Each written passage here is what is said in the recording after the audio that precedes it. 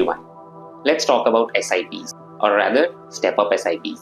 आप सबने SIP के बारे में तो सुना ही है, आपको पता भी होगा शायद, आप SIP करते भी होंगे शायद। अब स्टेप अप SIP क्या होता है? As the name suggests, step up SIP means कि आप एक फिक्स्ड अमाउंट या फिक्स्ड परसेंटेज से अपना SIP अमाउंट इंक्रीज करते हो। तो अब हम समझते हैं एग्जाम्पल से कि रेगुलर SIP में अगर आप इन्वेस्ट करोगे और स्टेप अप SIP इन्वेस्ट करोगे तो कितना रिटर्न्स बनकर आता है। अब हम एक एग्जाम्पल से समझ लेते हैं। तो रेगुलर SIP जिसमें हम 10,000 पर मंथ इन्वेस्ट करेंगे म्यूचुअल फंड्स में जो 12% रिटर्न देगा। अब हम समझ लेते हैं स्टेप अप SIP जिसमें हम 10,000 इन्वेस्ट करेंगे, 10% से स्टेप अप करेंगे म्यूचुअल फंड में और 12% रिटर्न वो भी देगा। तो रेगुलर SIP हमारा इन्वेस्टमेंट टोटल हो गया 12 लाख।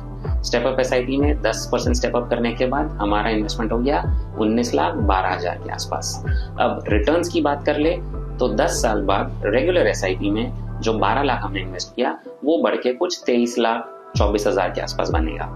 और जो स्टेप अप SIP जिसमें हमने 19 लाख इन्वेस्ट किया वो बढ़ के आपके 33,75,000 बन सकते हैं। तो हुई ना कमाल की बात। तो हमने क्या समझा, अगर आप सिर्फ 10% से अपना इन्वेस्टमेंट इंक्रीज करते हो एवरी ईयर तो आपका रिटर्न जो है वो 11 लाख से बढ़ सकता है आफ्टर 10 ईयर्स।